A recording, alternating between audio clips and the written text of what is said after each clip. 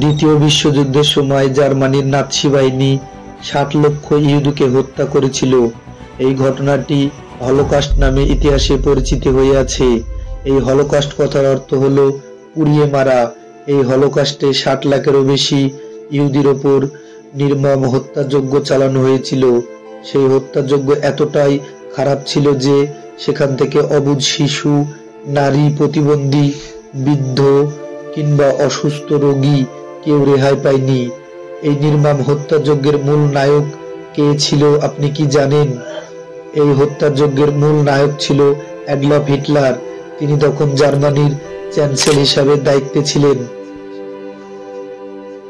দ্বিতীয় বিশ্বযুদ্ধের প্রথম দিকে জার্মানি সভ্য সমাজ থেকে ইহুদিদের তাড়িয়ে দেওয়ার জন্য আইন পাশ করা হয়। তখনকার সময়ে যারা যুদ্ধ অপরাধী ছিল তাদেরকে ভিন্ন রাজনৈতিক শিবিরে বন্দী করে রাখা হতো এবং তাদের দিয়ে কাজের লোকের মতো ভিন্ন ধরনের কাজ করানো হতো। তাদেরকে তেমন ভালো কোনো খাবার দেওয়া হতো না, তাদের সাথে খুবই দুর্ব্যবহার করা হতো। বন্দীদের মধ্যে অনেকে না খেয়ে থাকতে থাকতে, অনেক কঠিন পরিশ্রম করতে করতে একসময় রোগে আক্রান্ত হয়ে মারা যেত হাজার হাজার মানুষ। পূর্ব ইউরোপের কিছু অংশ তখন জার্মানির নাৎসি বাহিনী দখল করতে শুরু করেছে।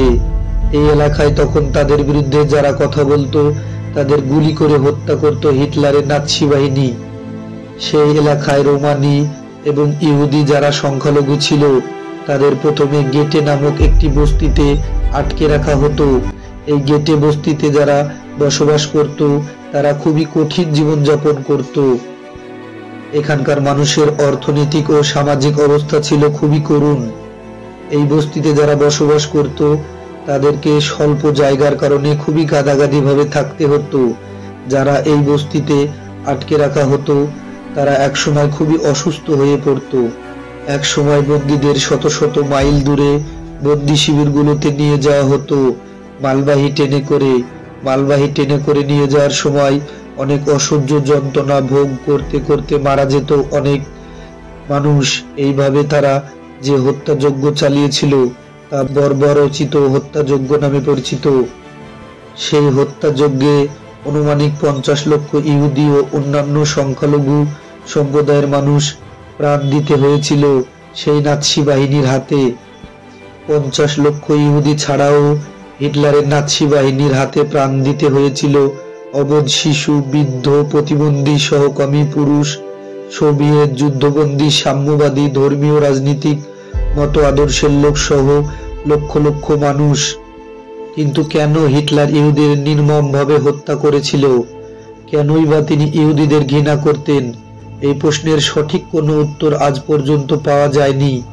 দ্বিতীয় বিশ্বযুদ্ধের পর থেকে আজ পর্যন্ত ভিন্ন ঐতিহাসিকগণ এর উত্তর খোঁজার চেষ্টা করেছে, কিন্তু আজ পর্যন্ত কোনো সঠিক উত্তর বা সমাধান পাওয়া যায়নি।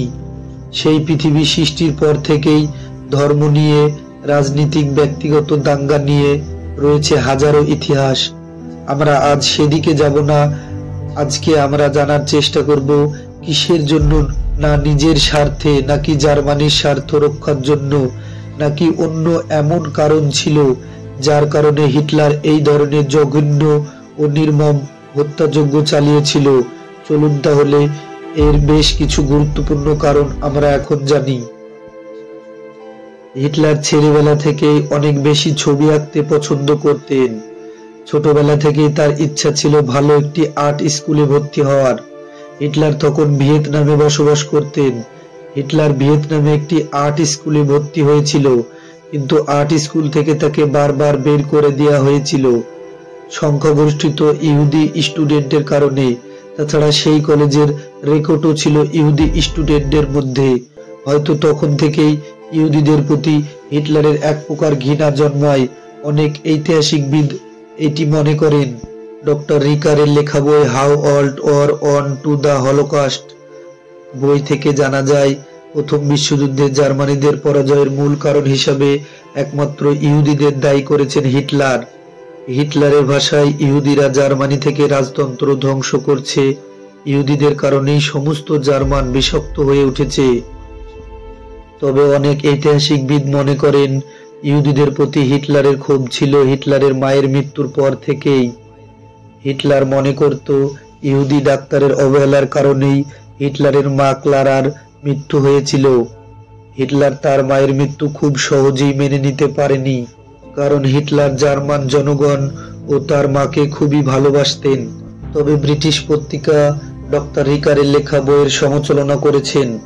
তারা বলেন এই বইয়ে হিটলারকে মহৎ হিসাবে দেখানোর চেষ্টা করা হয়েছে।